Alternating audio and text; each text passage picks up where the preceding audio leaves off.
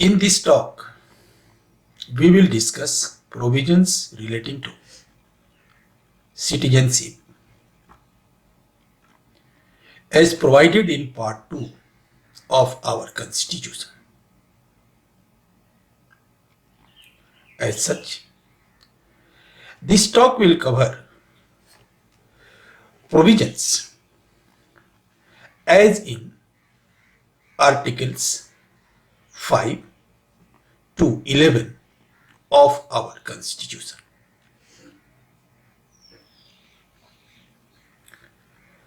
For the right appreciation of our Constitution, understanding of the concept of citizenship is essential. Because for the existence of a state, for the existence of a government, the primary condition is population. But all members of a population are not citizens. In the eye of a state, in the eye of a government, there are three kinds of persons. These are called citizens, subjects, and aliens, that is, foreigners.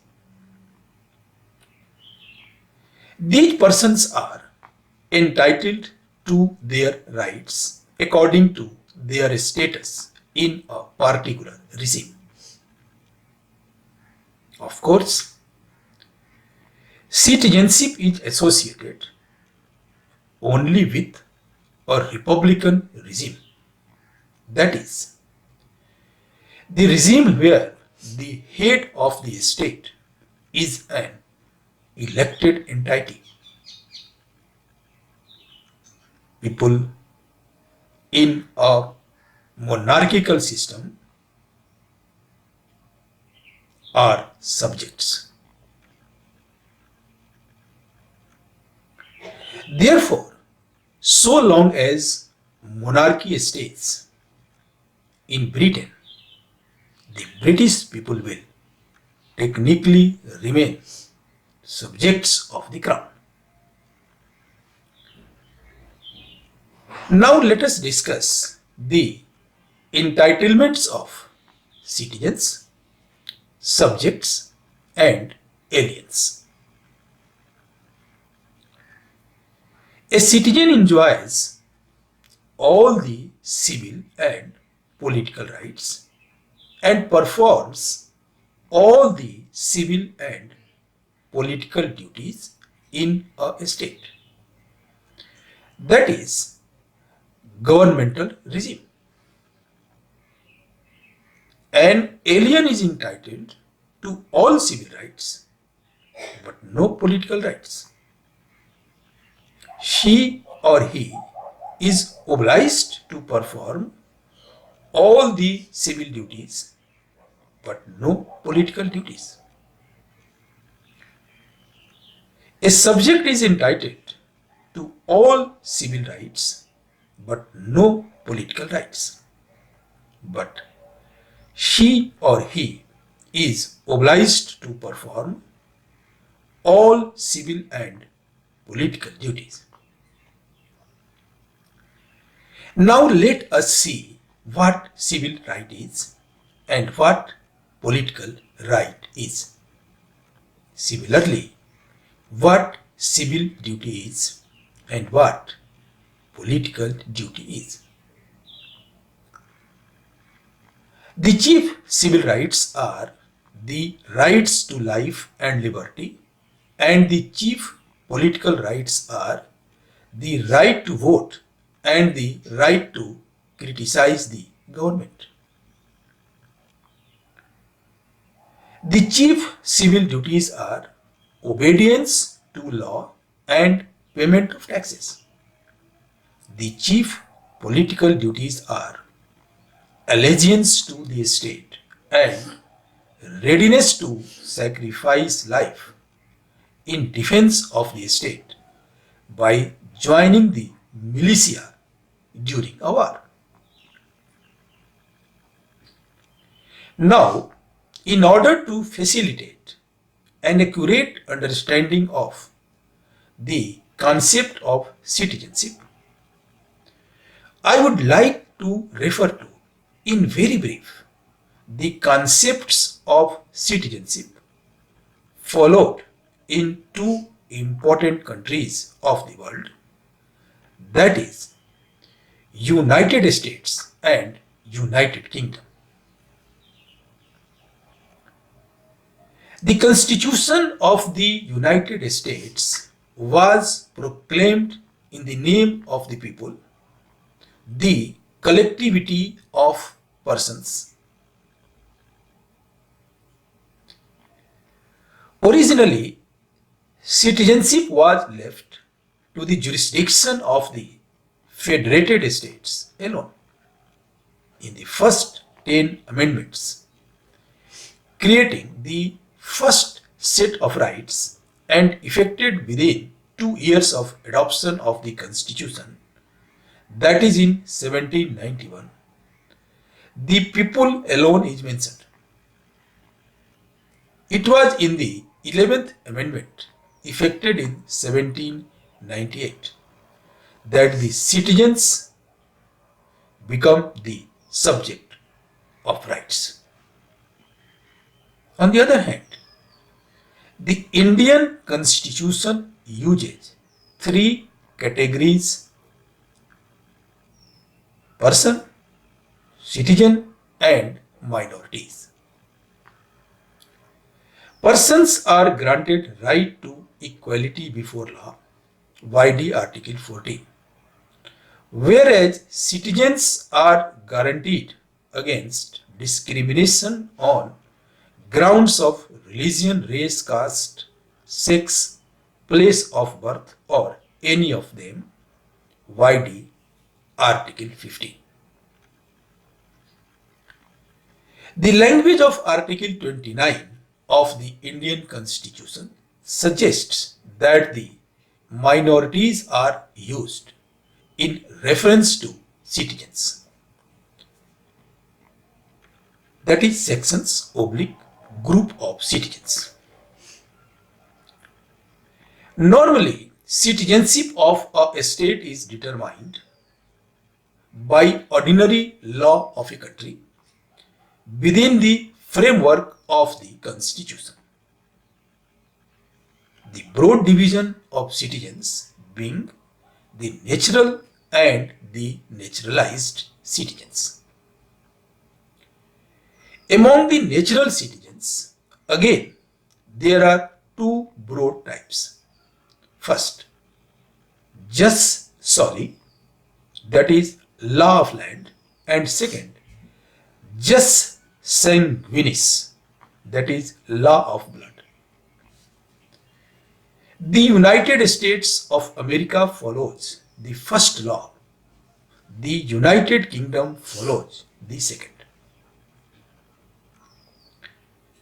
The law regarding citizenship of India had to be put in the Constitution because independent India was born after partition of British India. That also produced huge in-migration and out-migration of population and, in some cases, return migration. As a result, India had to combine the principles of blood and soil in the historical context. It is to be noted that citizenship of India is single.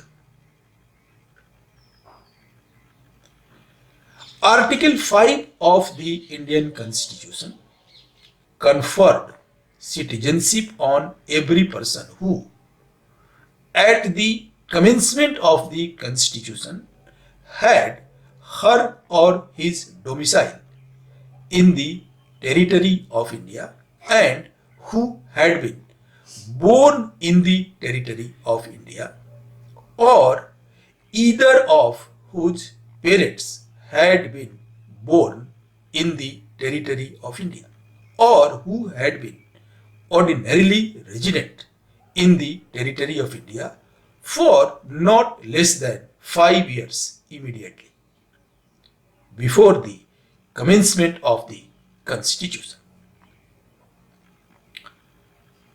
By Article 6, migrants from the territory included in Pakistan were deemed to be citizens of India if they or their parents or grandparents had been born in the territory of India as defined by the Government of India Act 1935, that is, British India, the princely estates of India, and the tribal areas of India. Such migrants were divided into two parts. First part included those that had migrated before 19th July 1948, and second part included those that migrated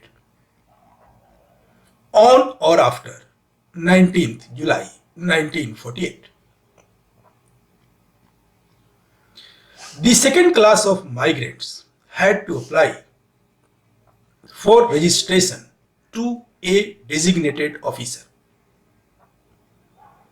No one would be so registered unless they had resided in India for at least 6 months. According to Article 7, those who had migrated to the territory of Pakistan after 1st March 1947 would not be entitled to Indian citizenship, but they could return under a permit for resettlement or permanent return. After that, they could be registered as citizens of India as per Article 6. According to Article 8, a person born of parents and grandparents born in India as defined by the Government of India Act 1935 but residing abroad can be registered as citizens of India through application to India's diplomatic representation in that country. According to Article 9, citizenship of India would lapse if a person voluntarily acquired citizenship of another country. Beyond these provisions, the Citizenship Act of 1955, passed under Article 11 of the Constitution, lays down detailed provisions about citizenship of India, such as citizenship by birth for those born in India on or after 26 January 1950, citizenship by descent or ancestry for those born outside India after 26 January 1950 if his father is a citizen of India. Citizenship by registration for certain classes of people not otherwise citizen by application. Thus, persons of Indian origin who are ordinarily residents of India and have been residents of India for at least 6 months before making the application and women married to Indians may be registered through application.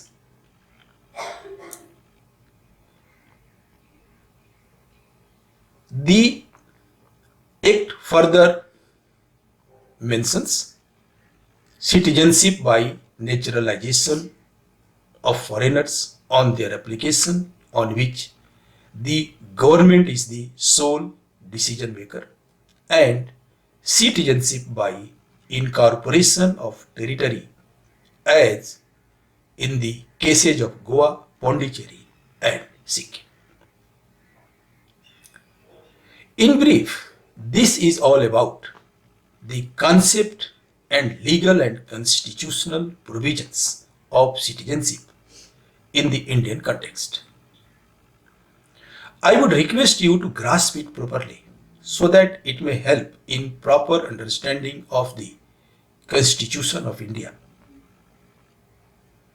particularly Part 3, that is Fundamental Rights. In subsequent talk, I will discuss the federal scheme. Thanks for patient listening.